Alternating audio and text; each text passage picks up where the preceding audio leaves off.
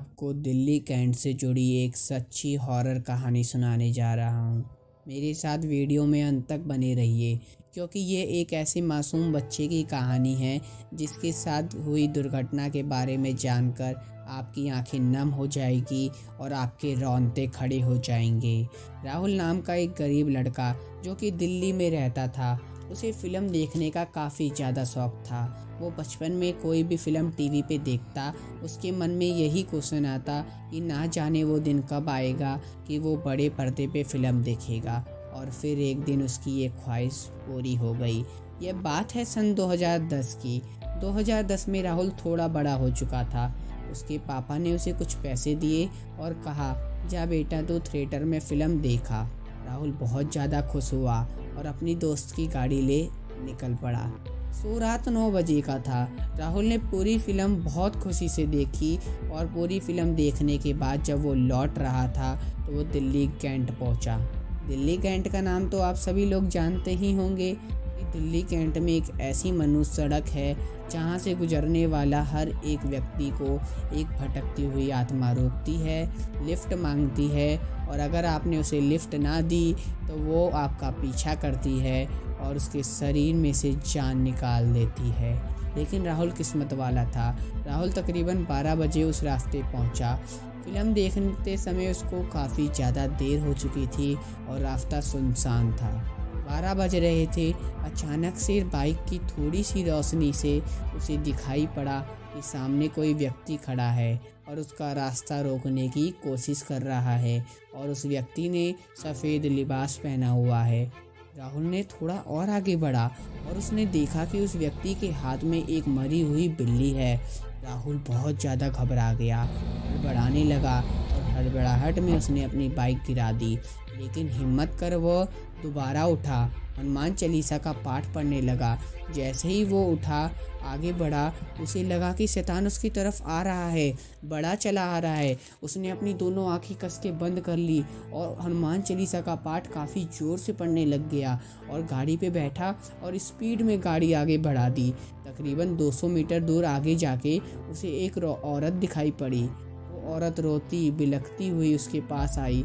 उसने भी सफ़ेद कपड़े पहन रखे थे और उस औरत ने कहा, बेटा मुझे लिफ्ट दे दो, प्लीज़ मुझे यहाँ से ले चलो, मुझे यहाँ पे डर लग रहा है। राहुल ने सोचा कि ये कोई मासूम बेचारी औरत है, इसे लिफ्ट दे देनी चाहिए।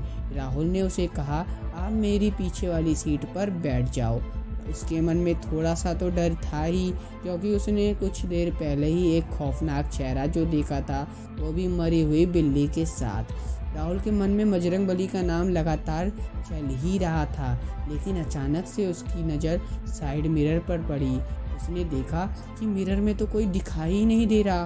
राहुल की सिट्टी विट्टी गुल हो चुकी थी। राहुल पूरा पसीना पसीना हो चुका था। 300 मीटर दूर आगे जाके वो औरत राहुल को कहती है कि बस मुझे यहीं उतार दो, मुझे लिफ्ट देने के लिए बहुत बहुत शुक्रिया, तुम्हारा भला हो।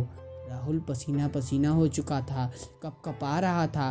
कपकपाते कपकपाते वो रात के 1 बजे तक अपने घर पहुंचा। और फिर अगला दिन बाकी दिनों की तरह आम नहीं था क्योंकि आज राहुल पहली बार 11:30 बजे तक सो रहा था। उसकी माँ को उसकी ज़्यादा फिक्र होने लग गई। उसकी माँ ने राहुल को हाथ लगाया और उसकी माँ ने महसूस किया कि राहुल का शरीर तो काफ़ी ज़्यादा तप रहा है। उसकी माँ काफ़ी ज़्यादा घबरा गई और घबराहट में उसने डॉक्टर को बुलाया। डॉक्टर ने राहुल का चेकअप किया और डॉक्टर ने कहा कि लग रहा है इसने अपने मन में कोई डर बैठा लिया है, जिस वजह से ये इतना ज़्यादा कपकपा रहा है और उसका शरीर इतना ज़्यादा गर्म हो चुका है।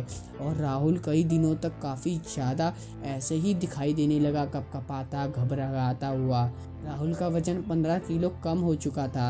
राहुल की आंखों के नीचे काले काले गड्ढे हो गए थे। उसका चेहरा खौफनाक दिखने लग गया था। अगर कोई राहुल का चेहरा रात में देख ले तो 2 दिन तक वो सोए ना। राहुल की आंखें एकदम लाल हो चुकी थी। उसकी बॉडी से स्किन निकलने लग गई थी। रात में कभी कभी राहुल अजीब अजीब आवाज़ में बड़बड़ाने लग जाता क्योंकि उसके माँ बाप के पल्ले नहीं पड़ती। राहुल कभी रात में उठ के भाग जाता, कभी राहुल रात में उठ के चीखने लग जाता। ऐसा देख उसके घर के सभी लोग डर चुके थे। राहुल बाथरूम में कभी 2-2 घंटे तक नहाते रहता। ऐसा देख उसके घर में सब कोई टेंशन बढ़ते ही जा रही थी राहुल के प्रति। लेकिन उसके बाद उसकी माँ ने एक तांत्रिक को बुलाया। तांत्रिक ने हजरत निजामुद्दीन का नाम बोला तो उस आत्मा ने सुन लिया। राहुल की आत्मा बोलने लग गई कि आत्मा मैं राहुल को मार दूंगी अगर तुमने मुझे यहाँ ले गए तो। तांत्रिक भी फिर चला गया। फिर क्या राहुल के साथ एकदम ऐसा चलता रहा और सब कुछ बिखर सा गया था। फिर उसके बाद एक फ़कीर को बुलाया गया। उस फ़कीर ने राहुल की आत्मा को कैद कर एक बोतल में बंद कर दिया।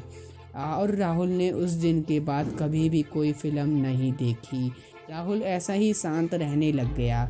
राहुल के शरीर से आत्मा तो निकल गई थी, लेकिन राहुल उस तरीके का राहुल ना रहा जैसे वो पहले रहा करता था।